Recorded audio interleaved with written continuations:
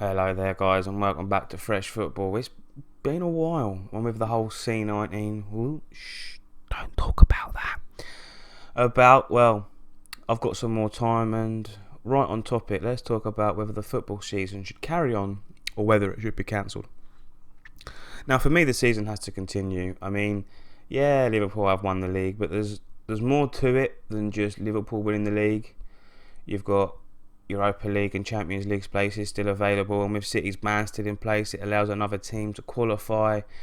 And for me, there's 5 or 6 teams in the mix that could qualify. And then at the other end of the table, you've got the relegation scrap.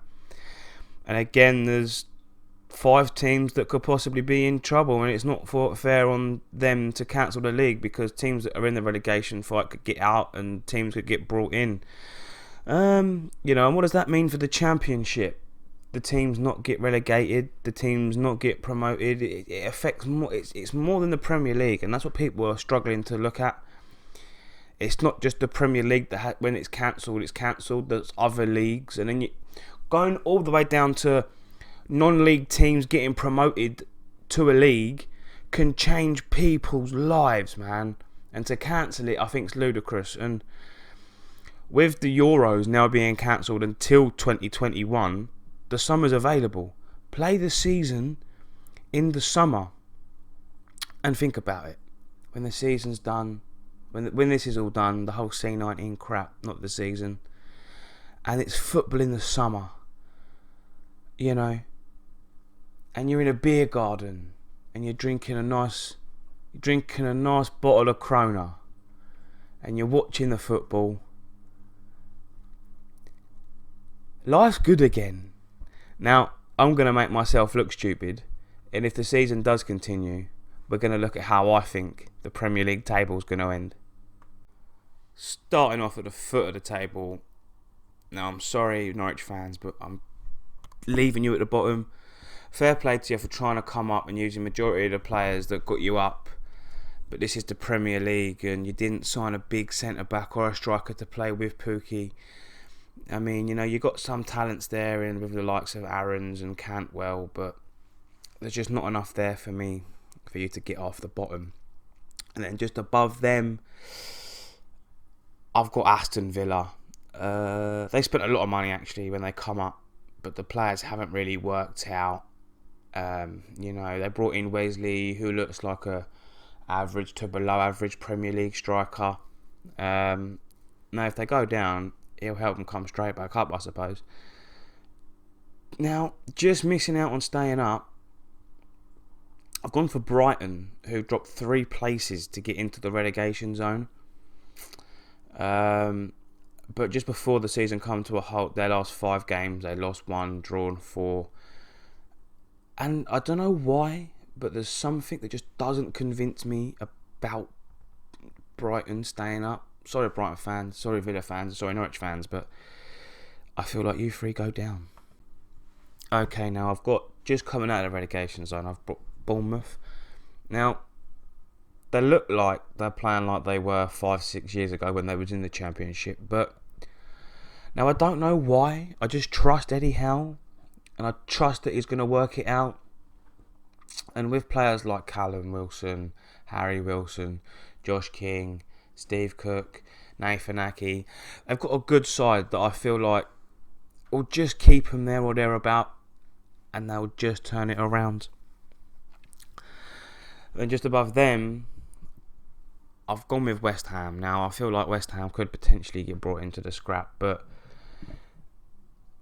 I like Moyes, and I feel like Moyes was a scapegoat at Man United. If it went well, Sir Alex Ferguson appointed him. He's a genius. And if it didn't go well, you're full of Fergie, And then Sunderland, well, I mean, they sank faster than the Titanic, and I don't even think Sir Alex Ferguson would have saved them. Watford, the jump just above West Ham in the table. They are below them at the minute, but I feel like Watford, the jump above West Ham.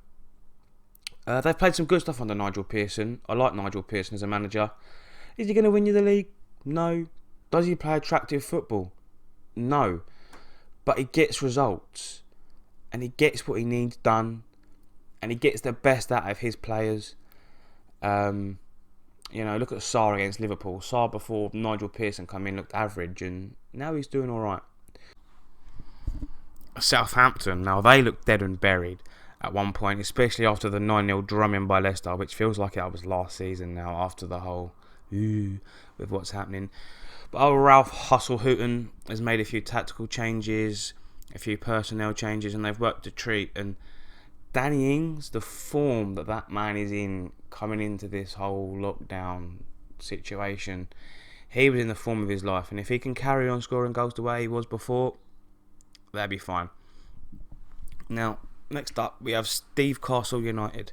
What can you say about Newcastle United? Well, for me, Mike Ashley's strangling a sleeping giant of a club. I mean, he needs to sell because Newcastle were a good club and they've got a good basis, a good stadium, a fantastic fan base. And if Mike Ashley sold the club, I feel like they'd be finishing higher and probably competing for Europe on a seasonal basis. They just need someone to come in and do what's right for them. Moving up, we have Burnley. Burnley, for me, slipped just out of the top 10 of the Premier League. I mean, Burnley are a Premier League mediocrity side. Sean Dyche knows the league well, you know, and he knows it enough to stay up every year and finish, you know, anywhere from 8th to 12th probably. But they haven't got the money, they haven't got the funds that other clubs have got. But on their day, they can beat anyone, you know, but they're just average, aren't they? I like them, but they're average. Now, just making it into the top 10, we have Crystal Palace with Roy Hodgson. Now, I question Roy Hodgson's work ethos. He's happy that he knows that, you know, they're going to finish anywhere from 10th to 15th, and he's quite happy with that. And yeah, it's not bad for Palace, but if you want to keep Zaha, which they do, I feel like you've got to get rid of Hodgson and bring in a younger, fresher manager that's hungry to take that next step, and then you can then build on Zaha, because if you lose Zaha, you lose 10 places, and this is a different conversation, and we're talking about relegation fights for me. Sorry, Palace, but it's true. Everton have come a few places to finish just inside the top half, and I feel like, you know, Richarlison on his day is one of the best forwards in the league. Dominic Calvert-Lewin was playing with such confidence going into this just before the whole lockdown. Ooh, it's so bad, stay indoors, don't leave, happened. He was going to get himself in the England squad. Andre Gomez is back from his horrific injury, and he oozes class, that man. And then you've got the cool, experienced Carlo Ancelotti in charge. They'll finish comfortably. Now, moving on, we have Sheffield United. I feel like they're going to drop a couple of places, but I'm not going to lie, they've become my second team. Managed by Chris Wilder, who was a man that could be seen in the stands before he got the job, supporting the boys, singing the songs.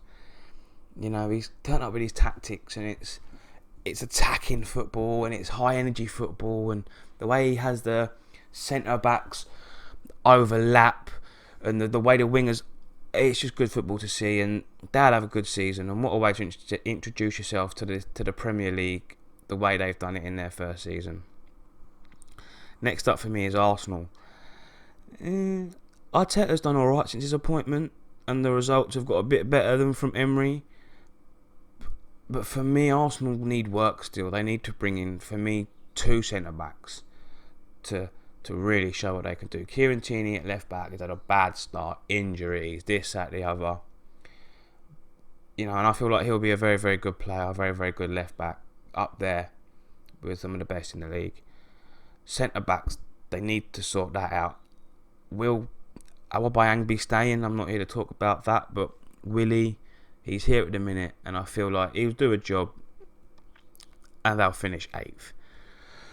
Finish just above Arsenal in 7th. I'm going to say Wolves. Now, Wolves have had a great season. They showed they can compete with the best. They got off to a very poor start to the season as well, losing quite a few games. And then they kicked on, and they're going to finish 7th. if they can make a few signings and keep hold of the likes of Neves, Jota and Jimenez, they'll be a problem in a couple of years to come. Spurs are climbing a few places, and they'll finish in 6th. By the time of the season, if it does come back round to starting again, Kane will be fit. Son will be back from his broken arm. They brought in Bergwijn. They've got the likes of Lucas, Lo Celso, Ndombele. As much as Mourinho keeps getting stuck into him, I feel like he can be one of the best midfielders in the league. A lot of potential there, still very young. Moving on into the top 5. The top 5. And 5th will be Man United. They'll be propping up the top 5. Now, if they didn't bring in Bruno Fernandes, and they didn't have this period of time for a few of the boys that are injured to come back in, I probably would have had them a bit lower. But Bruno Fernandes for me is the absolute guy. His attitude's brilliant. They'll finish 5th. And just to touch on Ollie quick, I feel like he needs another window or 2 before he gets sacked, if he does. United fans are calling for it now. I feel like it's too early. Now, 4th, I'm going to go with Leicester, slipping out of the top 3 into a 4th. Yes, Leicester have got a young squad with a lot of talent in it, but since Christmas, really, they haven't really been at it. They're missing out here and there, but they've got some brilliant players in there. Harvey Barnes, Tielemans, Maddison. None of them are players that are going to go and win you the league yet, but you give them boys another 2 or 3 years and you add some signings into that, mate, who knows, maybe another title coming soon for Leicester. Now, moving into the top 3, I'm going to put Chelsea in 3rd, Pep in Leicester. Now, they look slightly better going into this build-up of uncertainty. There's a little bit more of experience in their ranks with the likes of Willian, Pedro, Kovacic, Kante. They've been there, done it, seen it. Now, they've got a manager that knows how to win. I'm not talking as a manager, but as a player, he knows how to win. And he's heard managers in the dressing room say things and do things. So I hope he can implement that, And I reckon they'll nick 3rd. 2nd, Liverpool. No, I'm joking. Liverpool aren't not going to win the league. City are 2nd. And they're not getting Champions League football and finishing 2nd. Not winning the league, kind of a pointless season for City, really. Especially when you've got Pep in and spent the sort of money that they've spent. But yeah, I don't want more to say other than City are going to finish 2nd. And now for the champions of England, the team that will win it is Liverpool. They've been the best team over the last 2, maybe 3 years in England. The last 2. Arguably in world football. They won the Champions League last season. They're going to win the Premier League this season. Their front 3 is the best front 3 in world football. They've got, for me, the best centre-back in world football. People talk about De Ligt. He had one good season. He's having an alright season with Juventus, but he's still very, very young. People talk about Koulibaly, but he's doing it for Napoli. They haven't done much. You've got Van Dijk, who's just a beast. The fullbacks, I'm going to sit here all day and bang on about Liverpool. Liverpool are going to win the league. They just are. And they are the best team in the world right now. They are. I'm going to leave it there. Thank you very much. Well, guys, there you have it. That is what I think on what should happen with the season.